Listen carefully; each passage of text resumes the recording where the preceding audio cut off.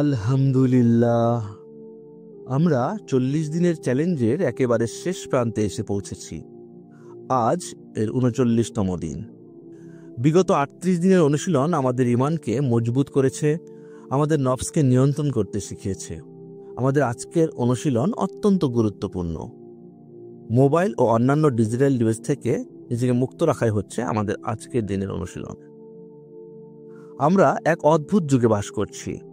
একসময় মানুষ একে অপরের সাথে সময় কাটাতো, পরিবারের সাথে বসে কথা বলতো, ইবাদত করত, বই পড়তো। কিন্তু এখন আমাদের দিন রাত কেটে যায় মোবাইলের স্ক্রিনের সামনে।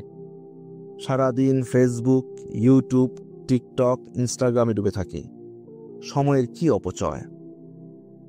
আমাদের শিশুরাও আজ মোবাইলের আসক্তিতে ডুবে যাচ্ছে। ছোট ছোট বাচ্চারা গেম খেলতে খেলতে, ভিডিও দেখতে দেখতে এমন এক পর্যায়ে চলে যাচ্ছে যেখানে তারা বাস্তব জীবন থেকে অনেকটাই বিচ্ছিন্ন হয়ে পড়েছে। তারা কল্পনার দুনিয়ায় বাস করছে, সত্যিকারের জীবন থেকে দূরে সরে যাচ্ছে। মোবাইল কেবল সময় নষ্টই করছে না, এটা আমাদের ইমানের উপরও বড় ধরনের আঘাত হানছে। ছোট ছোট ছেলেমেয়েরা খুব সহজেই অশ্লীল কন্টেন্ট, হারাম গান, পর্নোগ্রাফির মতো জঘন্য জিনিস হাতের মুঠোয় পাচ্ছে। ফলে তাদের চরিত্র ধ্বংস হয়ে যাচ্ছে, মন ও মস্তিষ্ক কলুষিত হয়ে যাচ্ছে।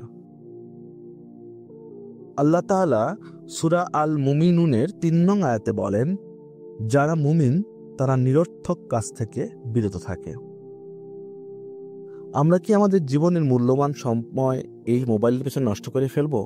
আমরা কি এমন কিছু দেখব যা আমাদের ইমানকে দুর্বল করে দেবে? রাসূলুল্লাহ সাল্লাল্লাহু আলাইহি ওয়াসাল্লাম বলেছেন, বেশি কথা বলা, বেশি খাওয়া, বেশি ঘুমানো এবং বেশি দেখার কারণে হৃদয় কঠিন হয়ে যায়। এই ডিজিটাল দুনিয়ায় হারাম পথে অর্থোপার্জনের ফাঁদও ছড়িয়ে রয়েছে। অল্প পরিশ্রমে, অল্প সময়ে মানুষ টাকা কামানোর নেশায় নেমে যাচ্ছে। ফলে তারা হারাম পথে পা বাড়াচ্ছে, পড়াশোনা ও পরিশ্রম থেকে বিমুখ হয়ে অলস জাতিতে পরিণত হচ্ছে। আমাদের মোবাইল আসক্তি থেকে মুক্ত হতে হবে। তাই আজকের অনুশীলন হলো পুরো একদিন মোবাইল ও সব ধরনের ডিজিটাল ডিভাইস থেকে দূরে থাকা। এটি হয়তো কঠিন মনে হতে পারে, কিন্তু এটি আমাদের আত্মশুদ্ধির জন্য অপরিহার্য। আজ যদি আমরা সফলভাবে মোবাইল থেকে দূরে থাকতে পারি, তবে ধীরে ধীরে এই আসক্তি থেকে মুক্ত হতে পারব।